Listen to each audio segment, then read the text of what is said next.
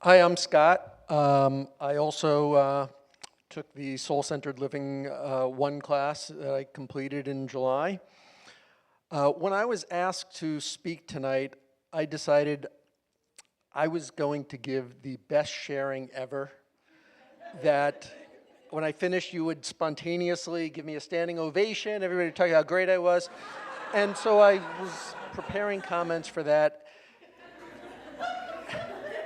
and it was good. But then I woke up 5:30 this morning and I said, yeah, that's pretty ego-driven. And I'm not here to impress you, I'm here to serve you. And that what I do need to do is to speak from the heart. And so that's what I'm going to do. So let me back up 5 years to 2012. At that time, I was a successful lawyer, happily married, and the thought of standing here 5 years later seemed unimaginable. Meanwhile, my wife had been through the program. She did it when you had to do all that homework, and I saw her doing all that homework, and she said, oh, you should do it. And I'm like, not going to happen. And she said, you'll go when you're called. Not if you're called, when you're called. Okay, whatever. So I also mentioned 2012. So she then, after being in the program, she left her job as a lawyer to become a very successful life coach, and eventually joined the faculty at USM and co-created the coaching program here. So this is 2012, and coincidentally, there is a video you could find on YouTube of Michelle sharing here at an information evening about the program.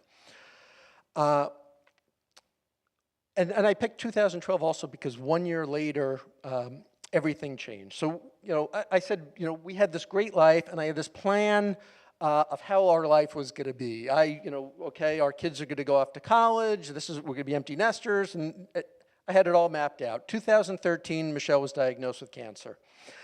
And in 2015, she passed away. And I remember it was a couple of months before she passed, and I was in the hospital with her, and the thought came over me that if she dies, I'm going to go to USM. And it was interesting because it wasn't the rational, logical decision that I usually make. It was a calling. And because I had been someone guided by reason, rationality, science. I was skeptical, I was cynical, and yet I found myself coming to one of these information evenings. And I remember Ron and Mary talked about taking the class, and one of the things you would do is think about, who am I, what is my purpose, and how can I be of service? And I thought, all right, well, I need a new plan that sounds like something that's in alignment.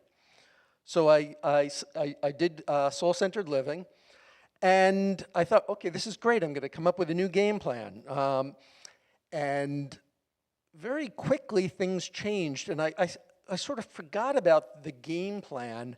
And instead, as I developed these various skills that Ron and Mary talked about, I realized that more important than figuring out what I was going to do, it was developing the skills of how I was going to be when I did it.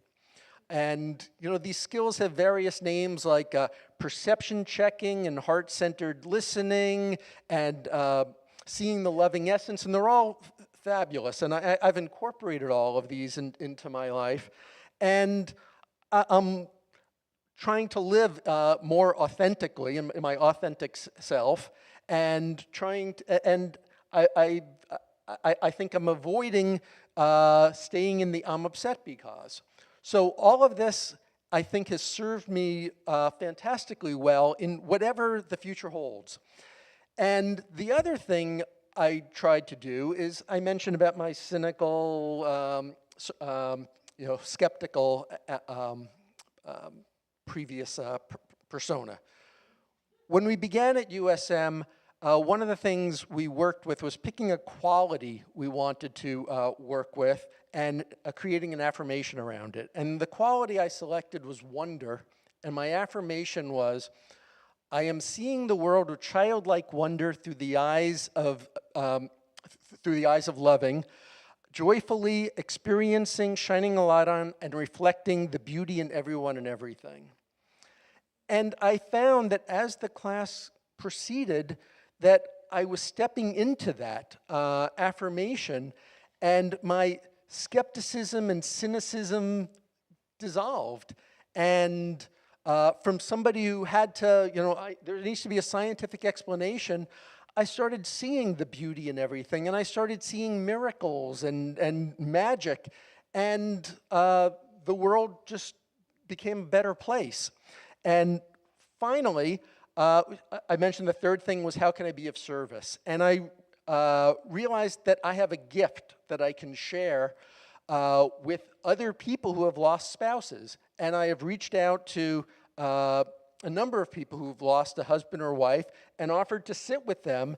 And I have found that I am able to help them navigate through this process. And that's been very rewarding, and that's also something that I never would have done if I hadn't been here. So I really want to thank Ron and Mary.